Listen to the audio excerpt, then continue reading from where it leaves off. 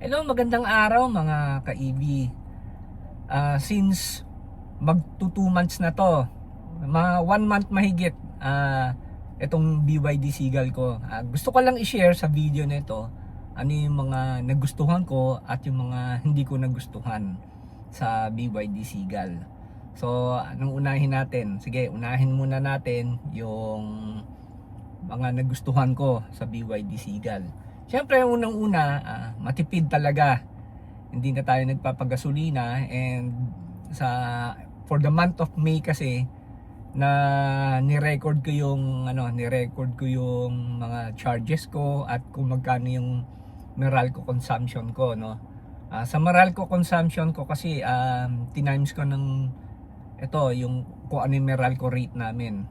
So in 1 month ng paggamit ko ng May, ito yung total na binayaran ko sa Meralco. And sa June naman ongoing pa kasi hindi pa naman tapos yung June, di ba? So sa madaling salita, sa month of May pa lang makikita ninyo ang laki talaga na itipid ko. Kasi kami ang paggamit namin ng BYD Seagull for everyday use lang naman eh. Pasok sa trabaho, hatid sundo kay misis, ganon ano. And so sa consumption namin nung gumagamit pa kami ng ICE, which is yung sasakyan ko dati, yung Honda Jazz, matipid yun partida yun, matipid pa.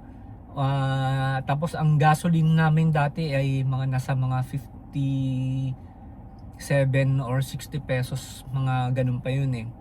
So nag-average kami na almost mga 3 to 4,000 a month, o mga 5 na siguro a month ng pagpapagasolina. Dito makikita naman niyo yung total, di ba?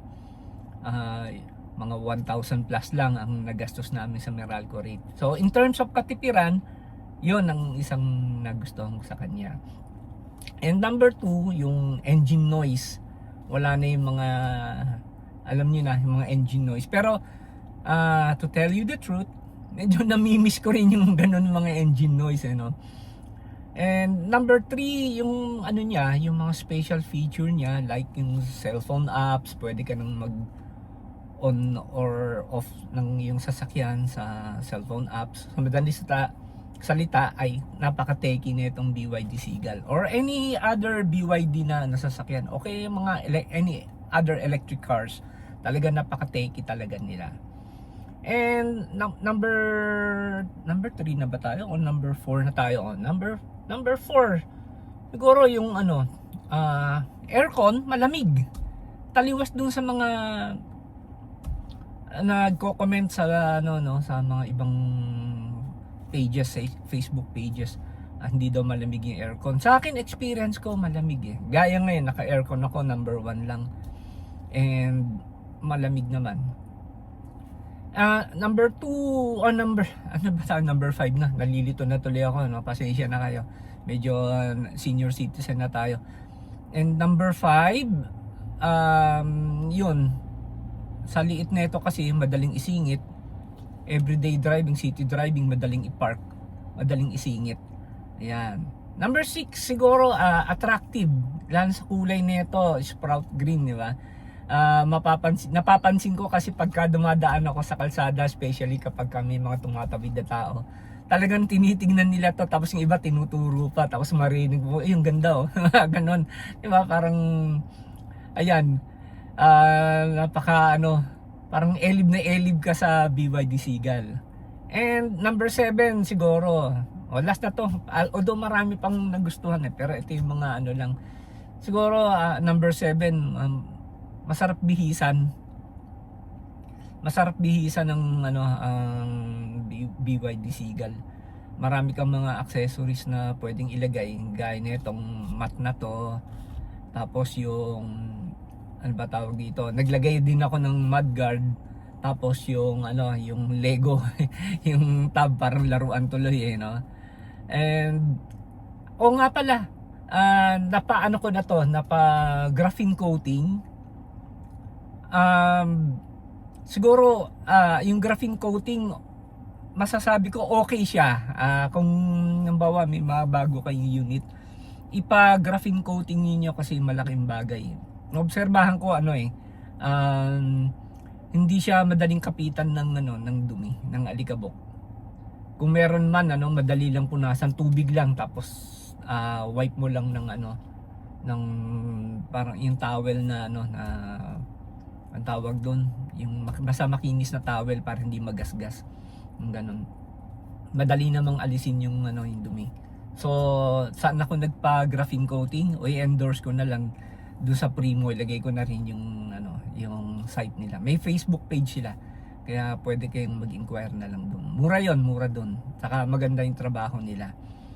O sige, punta naman tayo doon sa hindi ko nagustuhan. Siguro mangilan-ngilan lang naman. Hindi ko nagustuhan, number 1 dito, yung side mirror. Hindi dun sa dahil ito kasi to ano ba to, manual.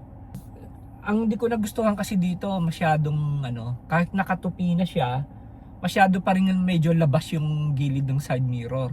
So may tendency na kapag pwedeng masagi ng bike, sasakyan, mga tao.